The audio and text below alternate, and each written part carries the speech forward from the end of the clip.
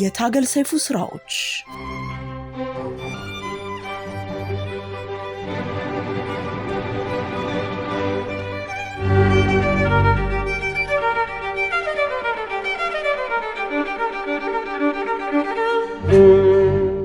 አቶ ባሌ ትልቋን ሴትዮ እማማ ጌጤን በጣም ጸያፍ በሆነ ቃል የመሳደባቸው ነገር የመስሪያ ቤቱን ሰራተኞች በሙሉ እጅግ አስከፍቷቸዋል። አቶ ባሌ ፊት የሚያስከፋቸው ግን ሌላ ሆኖ ተገኘ። ዛሬም ከታገል ሰይፉ ተወዳጅ ልብ ወለድ ዝንቡላና ካሮት የተቀነጨበ ታሪክ ይዘንላችሁ ቀርበናል።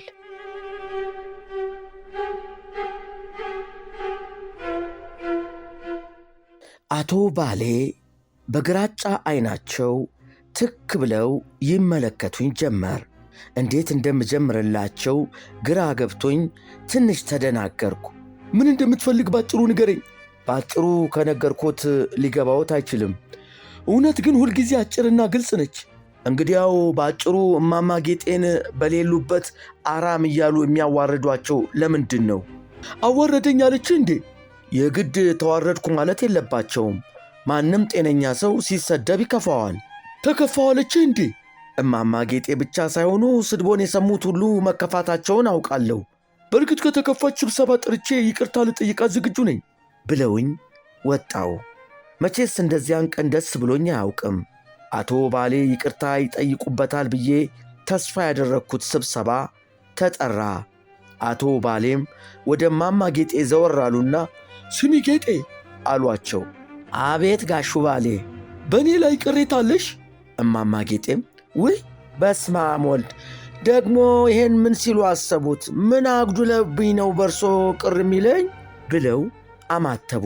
እኔም የሰማሁትን ማመን አቅቶኝ አብሬያቸው ላማትብ ከመቃጣቴ አቶ ባሌ ወደ እኔ ዞር አሉና ዝንቡላይ፣ አንተስ በእኔ ላይ ያየኸው መጥፎ ነገር ይኖር ይሆን ሲሉ ጠየቁኝ።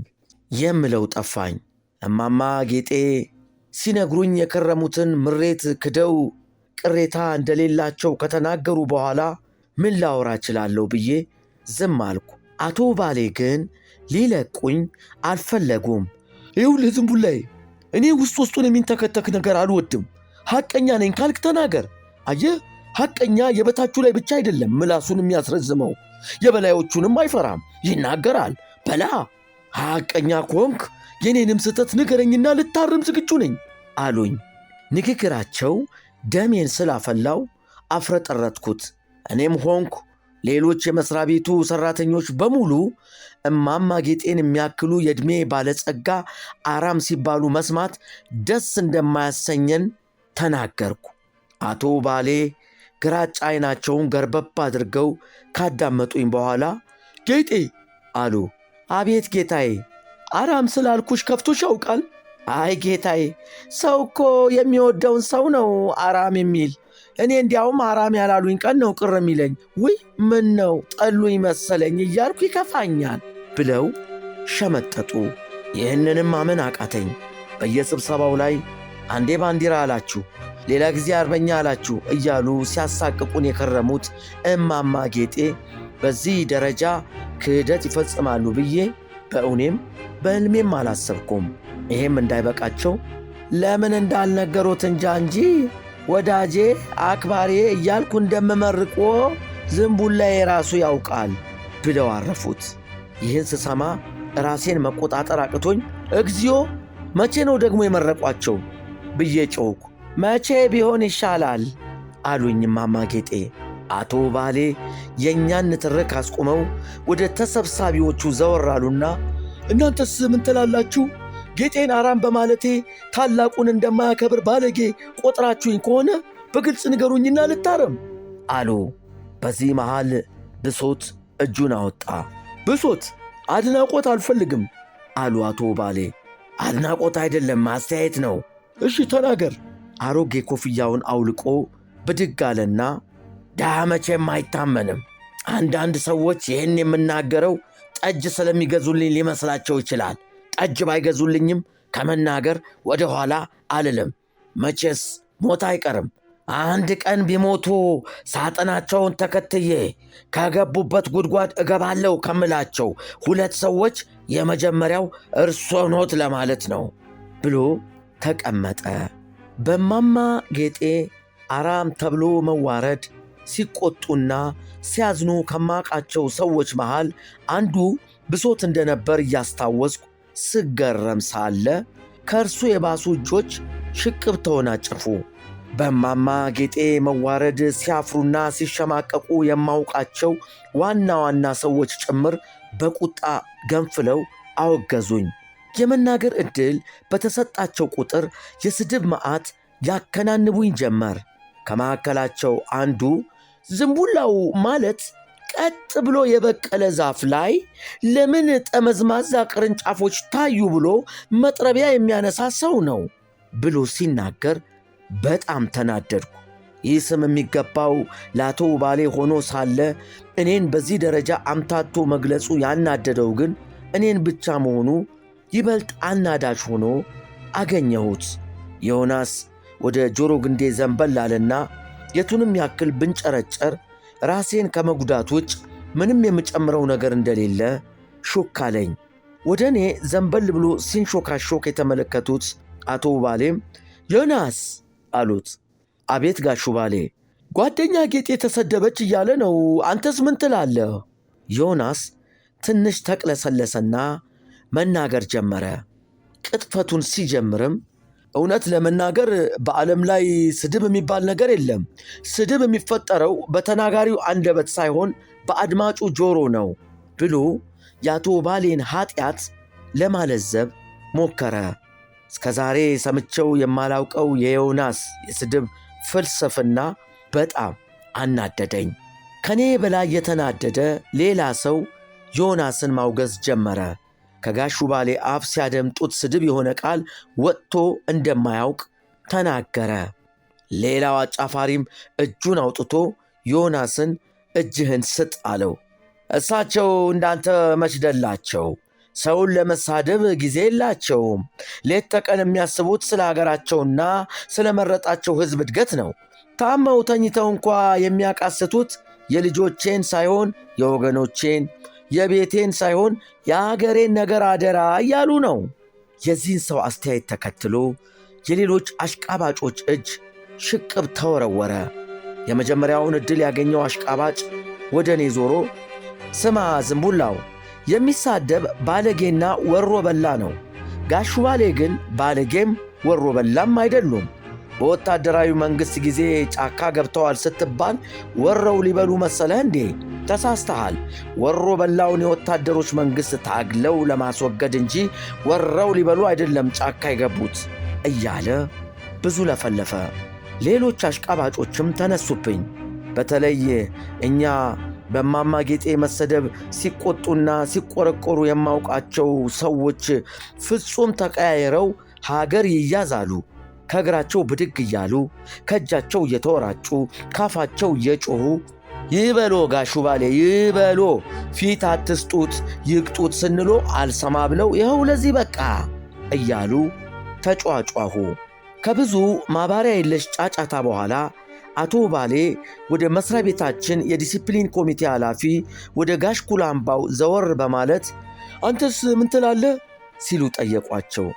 በማማ ጌጤ አራም መባል እጅግ ሲያዝኑ የነበሩት ጋሽ ኩላምባው አሁን ደግሞ ተቀይረው ትንሽ ተከዝ ካሉ በኋላ እዚህ ሁሉ ውዝግብ ውስጥ የተገባው ጋሹ ባሌ ምስኪን ሴት ካለ ጥፋታቸው አራም ብለው በመሳደባቸው ሳይሆን ይሄን የማይረባ ቅሬታዬን ቢሮክራሲያዊ ሂደቱን ጠብቄ ለዲሲፕሊን ኮሚቴው ሪፖርት ባለማድረጌ እንደሆነ ተናገሩ። ቅሬታዬን በቅድሚያ ለዲሲፕሊን ኮሚቴ አቅርቤ ማስመርመር ሲገባኝ በቀጥታ ለአቶ ባሌ ማቅረቤ ከፍተኛ የሥነ ምግባር ጥሰት መሆኑን በመግለጽ ክፉኛ ወቀሱኝ። ከዚህ ሁሉ ካታና ትርምስ እንደተረዳሁት ሁሉም የመሥሪያ ቤታችን ሠራተኞች በአቶ ባሌ መልካም ፈቃድ የተፈጠሩ ይመስል ስለ እርሳቸው ክፉ ተግባራት ፊታቸው ማውራት አይፈልጉም። ከዚህ የተነሣ እኔ ላይ ያወረዱት የስድብና የተቃውሞ መዓት ያረካቸው አይመስልም። ተንኰለኛው ውባሌም በተሰላቸ መንፈስ ከአንዱ ተሳዳቢ ወደ ሌላው ተሳዳቢ ግራጫ አይኖቻቸውን እያንከራተቱ ሲያዳምጡ ከቆዩ በኋላ የእናንተን ሰማሁ፣ ነገር ግን እስካሁን ፍሬ ነገሩን የነካ ሰው አላገኘሁም። ዝንቡላዬ ያነሳው ሐሳብ ከመከባበርም ከሥነ ምግባርም ጥያቄ ያልፋል። ፍሬ ነገሩ የሚጀምረው ከእኔ ማንነት ነው። እኔ የገጠር ልጅ ነኝ። ተወልጄ ባደግኩበት የገጠር አካባቢ አንድ ባህል አለ። ያ ባህል ለከተማ ልጆች እንግዳ ሊሆን ይችላል። ያው እንደምታውቁት የከተማ ልጆች የሚወዱትን ሰው ሲያቆላምጡ ማሬ ይላሉ። እኛ አካባቢ ደግሞ ከልብ የምንወደውን ሰው በተገላቢጦሹ አሬ አራሜ እንለዋለን። ነፍሷን ይማረውና ባለቤቴን አቆላምጬ ስጠራት አራሜ እላታለሁ። እንደ ባለቤቴ ከልብ የምወዳቸውን ሰዎች ሁሌ አራሜ ነው የምላቸው። ለምሳሌ አንተን ዝንቡላውን እንደ ጌጤ ካንጀቴ በወድህ ኖሮ አራሜ ባልኩ ነበር። አንተ ሁልጊዜ በማታውቀው ነገር ጥልቅ እያልክ ስለምትቀባጥር አራሜ ለመባል አልታደልክም አሉኝ። ይህን ከመሰለው የአቶ ውባሌ ምላሽ በኋላ ስነ ምግባርን ተገን አድርገው ለአቶ ውባሌ ሲያሸረግዱ የነበሩት የከተማ ሰዎች ድምፃቸውን አጠፉ። በምትካቸው በብሔር ፖለቲካ በኩል እንጀራ በላለው ብለው ተስፋ ያደረጉ አንዳንድ የገጠር ልጆች ጩኸት በረከተ። አቶ ውባሌ በከፈቱላቸው ሽንቁር በኩል ተንጋግተው ገቡና ሊበሉኝ ደረሱ። የዝንቡላው ትችት በአቶ ውባሌ ላይ ብቻ ሳይሆን በብሔር ብሔረሰቦች የማንነት ጥያቄ ላይ የተሰነዘረ ንቀት ነው ብለው ነገሩን ወደ ሌላ አስፈሪ ጽንፍ ወሰዱት። እንደዚህ ያሉ ትችቶች አንድን ብሔር በሌላ ብሔር ላይ ከማነሳሳት ሙከራ ተለይቶ ሊታይ አይገባም አሉ። በተጨማሪም ከጀርባዬ ሌሎች ኃይሎች ሊኖሩ ስለሚችሉ ጉዳዩ አሁን ካለው የዲሲፕሊን ኮሚቴ ስልጣንና ኃላፊነት በላይ መሆኑን ተናገሩ። በመሆኑም ከሁሉም ብሔር ብሔረሰቦች የተውጣጣ የዲሲፕሊን ኮሚቴ ተቋቁሞ ጥፋቴን በጥልቀት እንዲመረምር በጥብቅ አሳሰቡ። አሁን መረበሽ ጀመርኩ።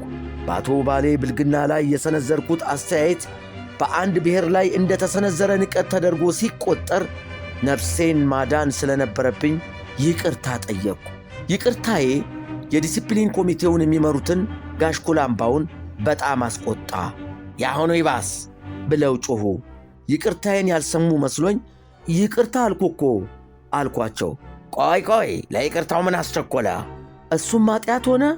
የለም የሠራኸውን ስህተት ይቅርታህ ይመጥነዋል ወይስ ከይቅርታ በላይ ነው በሚለው ሐሳብ መግባባት ላይ ሳንደርስ ነገሩን በይቅርታ ለማድበስበስ መሞከር ለምን አስፈለገ? እሺ ይቅርታ፣ ኧረ ተው እሺ ብዬ ዝም አልኩ። እኔ ዝም ብልም ሁካታው ግን ሊበርድ አልቻለም። የብሔረተኞቹ ጩኸት ከልክ እያለፈ መጣ። እንደ ዝንቡላው ያለ ጸረ ሕዝብና ጸረ ብሔር ብሔረሰብ ወይን ቤት እንጂ እዚህ ምን ይሠራል የሚል ቁጣም ተቀሰቀሰ። እኔም በሆዴ አምላኬ ሆይ ነፍሴን ተቀበላት በማለት ላይ ሳለው አቶ ውባሌ ገላገሉኝ። ይህን ሁሉ እሳት አቀጣጥለው ኀጢአቴን ሰማይ ያደረሱት ተንኰለኛ ውባሌ መናገር ጀመሩ።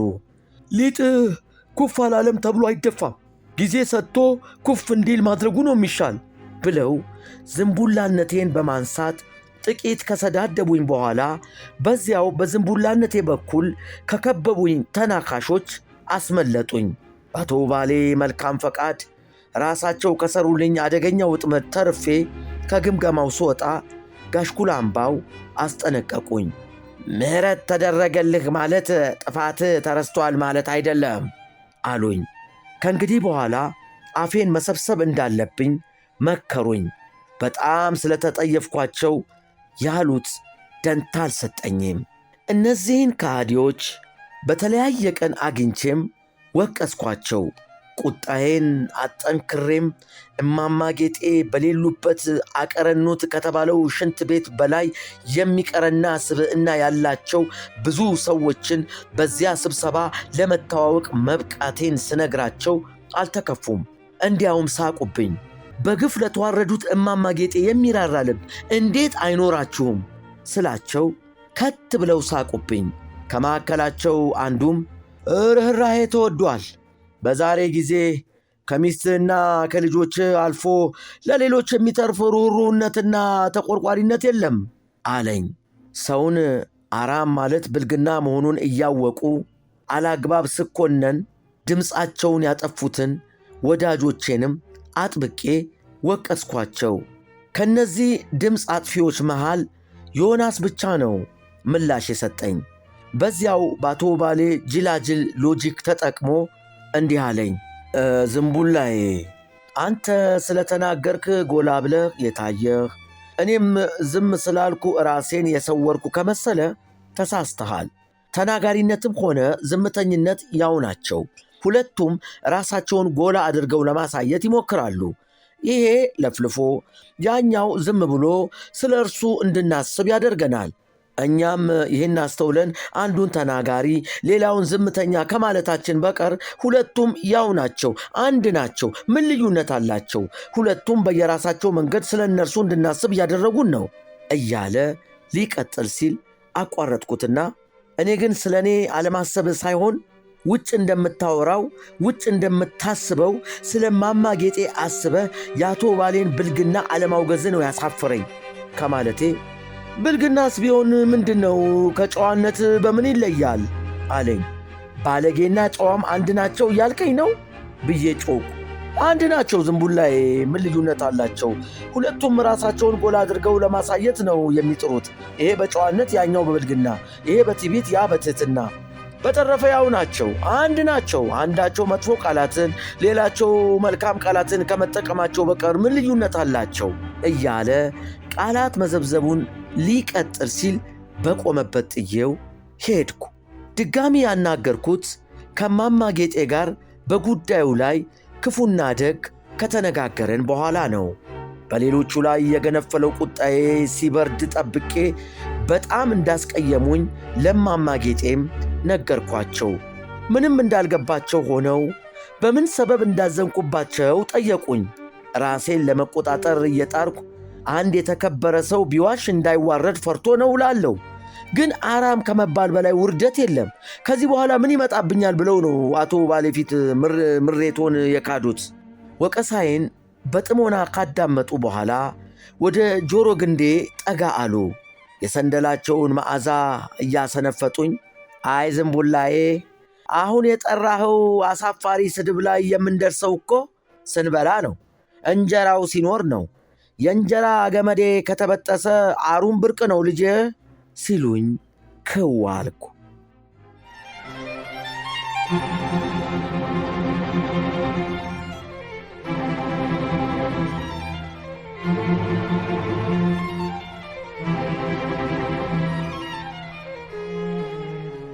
በአሁኑ ወቅት ይህ የታገል ሰይፉ ዝንቡላና ካሮት በአማዞን በመሸጥ ላይ ነው። የታገል ሰይፉ ስራዎች በታገል ሰይፉ ኦፊሻል ዩቲዩብ